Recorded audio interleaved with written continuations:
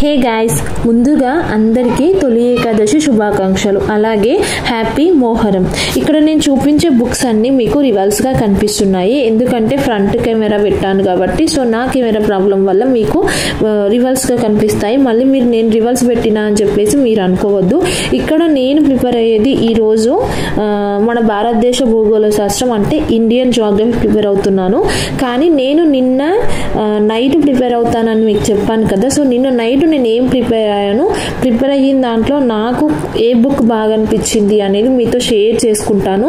So ఈరోజు పిల్లలకి holiday కాబట్టి నా వర్క్ మొత్తం మార్నింగే కంప్లీట్ అయిపోయింది. మా హస్బెండ్ మార్నింగ్ వెళ్ళిపోయాడు కాబట్టి 8 వరకు కంప్లీట్ అయిపోయింది కాబట్టి తొందరనే కూర్చున్నాను. సో మాకు పండుగ అంటే ఈరోజు నాకు కుదరట్లేదు కాబట్టి నాకు ఇంకా ఈరోజు ఏం వర్క్ ఏం లేదు. మామూలుగా ఇంకా మళ్ళీ కంటిన్యూగా ప్రిపరేషన్లో కూర్చున్నాను. నేను కూర్చున్నానని చెప్పేసి మా పాప కూడా నాతో పాటు కూర్చొని తనకు నెక్స్ట్ 19th నుంచి ఎగ్జామ్స్ ఉన్నాయి, ప్రిపేర్ అవుతాను అంటుంది. కానీ ఒకసారి తనకి ఇండియా మ్యాప్ గురించి ఎక్స్ప్లెయిన్ చేశాను, తను ఐడెంటిఫై చేస్తుందా చెయ్యదా అని చెప్పేసి. తో తనకు ఇండియా మ్యాప్ గురించి చెప్పిన కొద్దీ తను కూడా ఐడెంటిఫై చేయగలుగుతుంది. అంటే ఇప్పుడు ఇండియా మ్యాప్ పైన ఏముంటుంది, కింద ఏముంటుంది, సైడ్స్ ఎక్కడుంది, మన తెలంగాణ ఎక్కడుంది, జమ్మూ కాశ్మీర్ ఎక్కడుంది, లడాక్ ఎక్కడుంది, సో ఇట్లా మన గుజరాత్ ఎక్కడుంది, ప్రతి ఒక్కటి తను ఐడెంటిఫై చేయగలుగుతుంది. అంతకుముందు ఒక 2 times నేను చూపించాను, ఇప్పుడు కూడా ఒక 2 times చూపిస్తే ఎక్కడ ఏది అడిగినా కూడా చూపించగలుగుతుంది. కొన్ని ఇంకా కన్ఫ్యూజ్ అవుతుంది.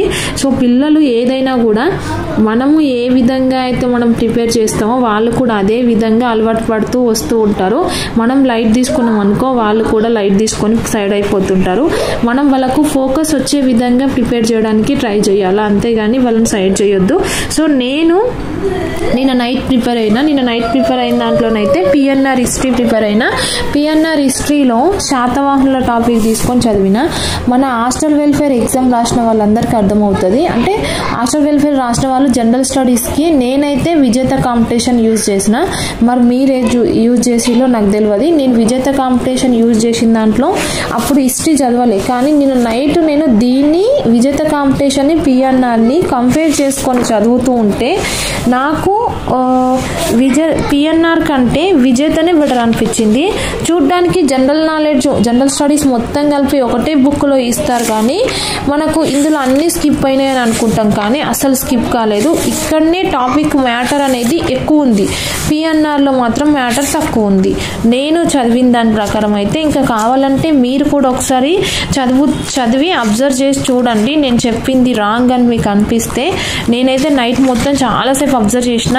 అంటే ప్రీవియస్గా గ్రూప్ 4కి మనం చదివినటువంటిది శాతవాహనులది, ఇక్కడున్న శాతవాహనుల టాపిక్కి చాలా డిఫరెన్స్ ఉంది. విజేతలో కొంచెం మ్యాటర్ బాగుందండి. తెలంగాణ చరిత్ర ప్రకారం అయితే అంటే మలివేద కాలానికి చెందిన ఐతరేయి బ్రాహ్మణం అనే నుంచి స్టార్ట్ అవుతుంది.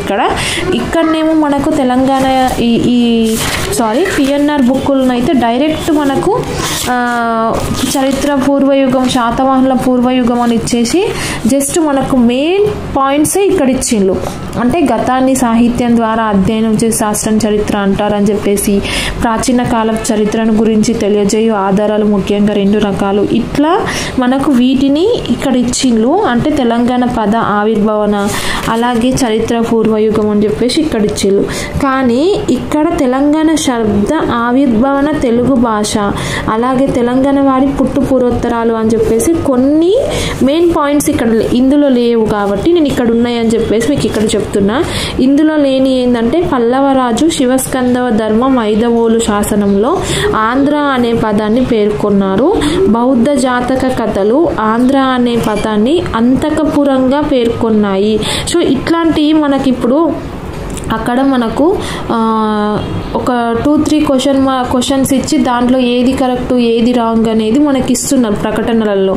సో ఆ ప్రకటనలలో మనకు ఒకవేళ ఇప్పుడు ఆంధ్ర అనే పదాన్ని అంతకపురంగా పేర్కొన్నాయి, ఎవరి పుట్టు పూర్వోత్తరాల ప్రకారం అని చెప్పేసి ఇట్లా అడిగినా కూడా మనకు అక్కడ క్వశ్చన్ మార్క్ లాగా ఉంటుంది. అంటే కొన్ని బుక్స్, అందుకే ఎప్పుడు ఒకటే బుక్ ఫాలో కావాలని అనుకుంటాం, కానీ ఈ తెలుగు అకాడమీ బుక్స్ కన్నా మించిన బుక్స్ ఉన్నాయి, కొన్నిట్లలో స్కిప్ చేస్తున్నారు మ్యాటర్స్. ఇంకోటి ఏంటంటే విదేశాలకు చెందిన మొగస్తనీస్ క్రీస్తుపూర్వం 300, పిండ్లీ క్రీస్తు శకం 77 రచయితలు తమ గ్రంథాలలో ఆంధ్రులను ప్రస్తావిస్తారు. దక్షిణాపథంలో విదర్భ విదేహ చేది రాజ్యాలకు దక్షిణాన ఆంధ్రదేశం ఉన్నదని వరాహమీహారుడు తెలిపాడు. ఇందులో ఏంటంటే మనకు ప్రతి ఒక్క పాయింట్ ఎక్కడ మిస్ చేయకుండా ఇచ్చిండు. విజేతలో కాళేశ్వరం, శ్రీశైలం, ద్రాక్షారామాలను కలిపి త్రిలింగ దేశంగా పేర్కొంటారని ఇక్కడ ఇచ్చిండు. ఇక్కడ విజేత బుక్లో. అదే మన ఈ పిఎన్ఆర్ బుక్లో ఎట్లా ఇచ్చిండ్రు అని అంటే తెలంగాణలోని జీవనది గోదావరి నదిని పూర్వం తేలివాహ నది అని అంటారని చెప్పేసి, తేలివాహ నది పరివాహక ప్రాంతంలో నివసించే ప్రజలను త్రిలింగులుగా మనకు వ్యవహరించి కాలక్రమంలో త్రిలింగ దేశంగాను తెలంగాణగాను స్థిరపడి ఉండవచ్చు అని చెప్పేసి ఇక్కడ ఇచ్చిండ్రు. కానీ మనకు ఏ మూడు డిస్ట్రిక్ట్లను కలిపి మనకు త్రిలింగాని దేశంగా పేర్కొన్నారు అని చెప్పేసి ఇవ్వలేరు ఇక్కడ పిఎన్ఆర్లో. సో ఇక్కడైతే అది ఇచ్చిందండి. మీరు అబ్జర్వ్ చేయండి. హేమాద్రి రచించిన వ్రతఖండం అనే గ్రంథంలో హేమాద్రి రచించిన వ్రతఖండం అనే గ్రంథంలో కాకతీయ రుద్రదేవుడిని త్రిలింగాధిపతిగా, రుద్రమాదేవిని ఆంధ్ర మహార్జిగా వర్ణించారు. సో ఈ పాయింట్ అనేది ఇందులో లేదు. సో నేను కొన్ని విధాలుగా అబ్జర్వ్ చేసి దాన్ని కంపేర్ చేసి 2 విధాలుగా చూసిన తర్వాత అర్థమయ్యింది నాకు.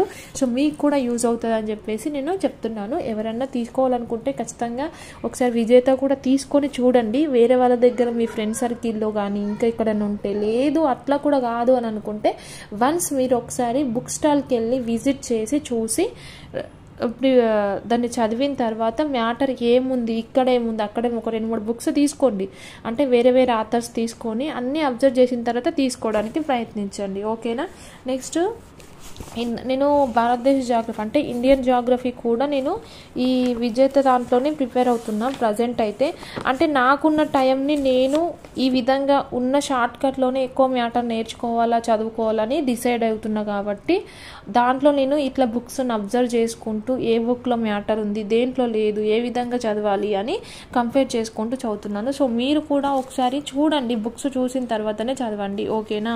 సో ఇంకా ఎవరైనా ప్రిపరేషన్ స్టార్ట్ చేయని వాళ్ళు గ్రూప్ 3 కానీ ఒకవేళ నెక్స్ట్ డిఎస్సికి కానీ ఎవరైనా సరే ఒక హౌస్ వైఫ్గా ఉంటూ మీరు చదవాలి, నేను రాయాలి, నేను కూడా జాబ్ సంపాదించాలి, ఒకవేళ నాలెడ్జ్ ఇంప్రూవ్ చేసుకోవాలి అని అనుకున్నా కూడా మీరు ఖచ్చితంగా ప్రిపరేషన్ స్టార్ట్ చేయండి. లేట్ చేయకండి. మీకున్న టైంని మీరు యూజ్ చేసుకోండి. మార్నింగ్ లేస్తారా నైట్ లేస్తారా అనేది ఎప్పుడు అనేది మీరు టైం ఒక 1 వీక్ 15 డేస్ మాత్రం షెడ్యూల్ చాలా కష్టంగా ఉంటుంది.